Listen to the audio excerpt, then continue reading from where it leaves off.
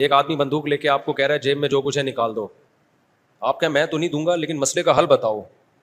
تو ہم کہیں گے اگر تمہاری جیب میں میزائل پڑا ہوا ہے تو وہ مسئلے کا حل ہے. اگر وہ نہیں ہے تو موبائل پکڑا دو اور پتلی گلی سے نکل لو. تو ایسا کام کرنا جس سے لینے کے دینے پڑ جائیں وہ تو نہیں حل ہے نا. تو ایسے موقع پہ دعا ہے اور کیا ہے, بد دعائیں ہیں, دشمن کے خلاف بد دعائیں ہیں. کسی کے پاس راستہ ہے جانے کا تو جائے, 100 دفعہ جائے, اناؤنس کرے کہ یہ راستہ ہے, یہ یہاں سے نکل آیا ہے راستہ, تو سب پہنچ جائیں گے. ایک چیز اصولی طور پہ یاد رکھیں, جو چیز اختیار میں ہے اس میں انسان کمی نہ کرے, جو اختیار میں نہیں ہے اس کے بارے میں سوچے نہیں. اس سے ٹینشن کے سوا کچھ بھی حاصل نہیں ہوتا. کیونکہ جب آپ ایسی چیز کا سوچنا شروع کرتے ہیں نا جو آپ کے اختیار میں نہیں ہے, تو ہمیشہ وہ کام کر لیتے ہیں جس کا پہلے سے بھی زیادہ نقصان ہوتا ہے, جس کا پہلے سے زیادہ نقصان ہوتا ہے. میری پالیسی ہمیشہ یہی رہی ہے ہر معاملے میں, جو اپنے اختیار میں ہے چھوڑو نہیں, جو اختیار میں نہیں ہے پڑھو نہیں اس میں. سمجھ رہے ہو کہ نہیں سمجھ رہے؟ اگر ہم اس اصول پہ اختیار کر لیں بہت سارے معاملات ہمارے ویسے ہی سیدھے ہو جائیں گے. تو لوگ جو بلا وجہ فنڈر بننے کی کوشش کرتے ہیں نا, ہم یہ کر دیں گے, ہم وہ کر دیں گے, وہ فنڈر گیری ہی ہوتی ہے.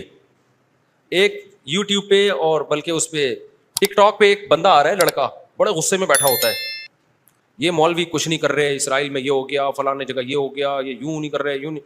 میں نے دفعہ کمنٹس کر دیا کہ تو کیا کر رہا ہے بھائی بیٹھ کے, تو بھی تو کچھ کرنا. کہہ رہا میں اکیلا کیا کروں, یہ مولوی کریں گے تو میں کروں گا. بھائی یہ مولوی تو کچھ نہیں کر رہے. وجہ اس کی ہے کہ مولوی کہتے ہیں ہم کیا اکیلے کیا کر سکتے ہیں, گورنمنٹ جب تک نہیں کرتی. تو جو دلیل مولوی دے رہے ہیں وہی دلیل آپ بھی دے رہے ہو کہ یہ مولوی چونکہ نہیں کر رہے تو میں اکیلا کیا کر سکتا ہوں. تو بات یہ کر آپ بھی نہیں رہے.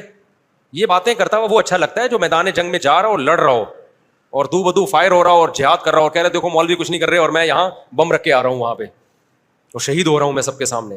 جتنے اسکالر آ رہے ہیں یہ مولوی یہ نہیں کر رہے وہ نہیں کر رہے, بھائی تم بھی باتیں ٹھوکنے کے علاوہ کچھ بھی نہیں کر رہے ہو. تو مولوی وہ باتیں نہیں کر رہے جو تم کر رہے ہو, اس لیے کہ ان کو پتا ہے باتیں کرنے کا فائدہ نہیں ہے. تو کام وہ کرو جو کر سکتے ہو.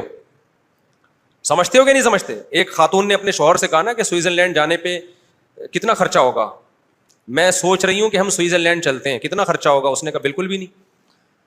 اس نے کہا کیوں نہیں خرچہ ہوگا؟ اس نے کہا سوچنے پہ کوئی خرچہ نہیں, سوچ ہی رہی ہو نا سوئٹزرلینڈ جانے کا. تو وہ بات کرنی چاہیے جو عملی دنیا میں ممکن ہو. اور دوسری بات یہ کہ علماء یا جو بھی بڑے لیول پہ جو لوگ ہوتے ہیں وہ بہت کچھ اندر اندر کر رہے ہوتے ہیں. وہ پرلے درجے کے بے وقوف ہوں گے اگر وہ عوام کو بتا کے کرنا شروع کر دیں, بڑی حماقت کی بات ہوگی. بہت کچھ اندر اپر لیول پہ حکومتوں سے رابطوں کی کوشش ہو رہی ہوتی ہے, حکومتوں کو سمجھایا جا رہا ہوتا ہے, حکمرانوں کو حل دیے جا رہے ہوتے ہیں. تو یہ نہیں ہوتا کہ جو بھی کر رہا ہے نا کہ میں جا رہا ہوں آرمی چیف سے ملاقات کے لیے اسرائیل کے مسئلے پہ بات کروں گا, یہ میرا یوٹیوب چینل ہے آپ لوگ دیکھ لیں, میں جا رہا ہوں ٹاٹا دیکھو میں اپنی ذمہ داری کیا کر رہا ہوں پوری کر رہا ہوں. اسی طرح آرمی چیف کہے لوگوں میں جا رہا ہوں اسرائیل کے مسئلے پہ فلاں سے بات کرنے کے لیے, دیکھا آرمی زندہ باد. ایسا نہیں ہوتا. بڑے پیمانے پر جو گیم کھیلے جا رہے ہوتے ہیں وہ خفیہ ہی ہوتے ہیں, وہ عوام کو نہیں بتائے جاتے.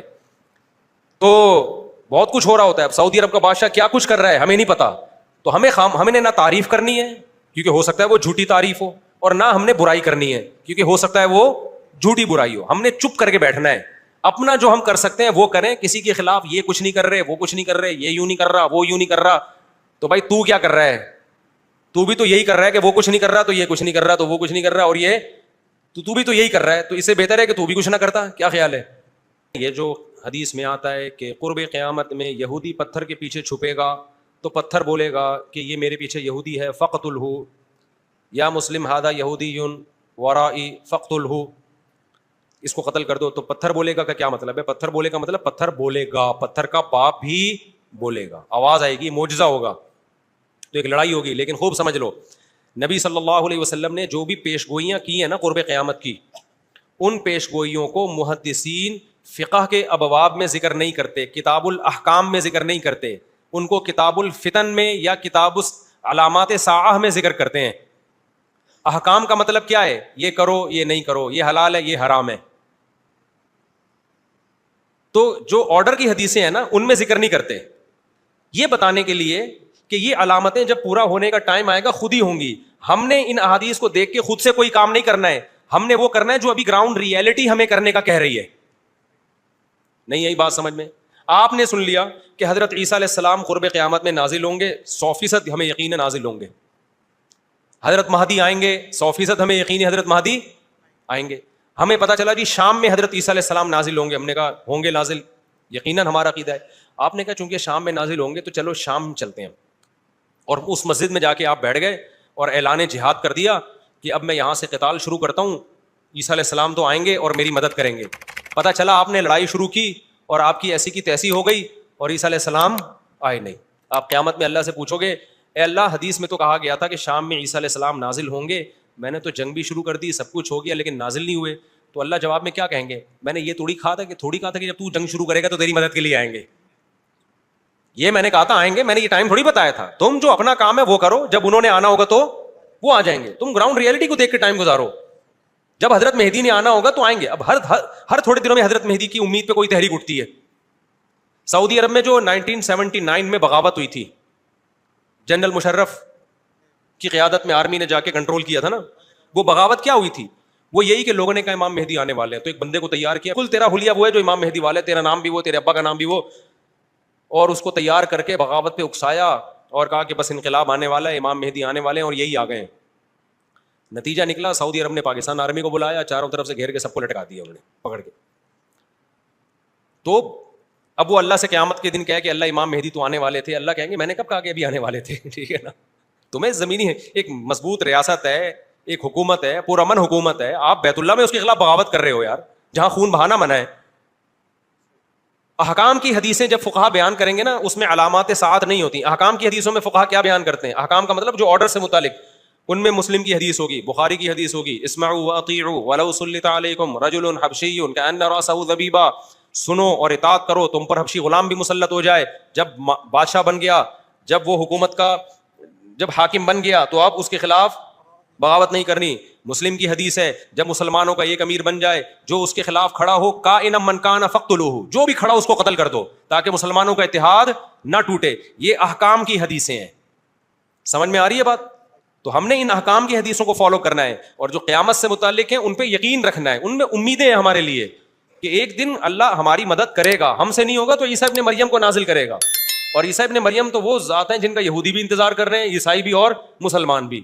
یہودی ان کو کہتے ہیں مسیح دجال, معاذ اللہ, وہ کہتے ہیں ہماری مدد کی, جو یعنی ان کو عیسیٰ تو نہیں مانتے وہ, لیکن وہ ساری علامتیں فکس کر دیتے ہیں کس پہ, کیونکہ ان کی کتابوں میں بھی ہے نا. تو شرارت کر کے حضرت عیسیٰ سے ہٹا کے وہ اپنے کسی نجات دہندہ کی طرف لے کے جاتے ہیں. عیسائی کیا کرتے ہیں, عیسیٰ ابن مریم نازل ہوں گے ہماری مدد کے لیے, یعنی عیسائیوں کی مدد کے لیے. اور مسلمان کیا کہتا ہے, بھائی عیسائی مذہب بھی باطل ہے, یہودی مذہب بھی باطل ہے, منسوخ شدہ مذاہب ہیں. عیسیٰ ابن مریم حق کی خاطر آئیں گے, اور حق مذہب کیا ہے, ان دین عند اللہ الاسلام, اور اس میں اسلام کے پاس صرف نرے دعوے نہیں ہیں, دلائل بھی ہیں. اسلام کو آپ کمپیئر تو کریں دوسرے مذاہب سے, کوئی جوڑ ہے ہی نہیں اسلام اور اسلام کے مقابلے کا. تو حضرت عیسیٰ کے نزول کا تو صرف غامدی صاحب نے انکار کر دیا ہے, ورنہ تو حضرت عیسیٰ کے تو تمام آسمانی مذاہب ان کے نزول کے قائل ہیں. لیکن کمال کی بات ہے کہ غامدی صاحب اتنی بڑی بڑی چیزوں کا انکار کر کے بھی ایک مذہبی اسکالرز اور براڈ مائنڈیڈ اور ان سے علمی اختلاف, ٹھیک ہے نا.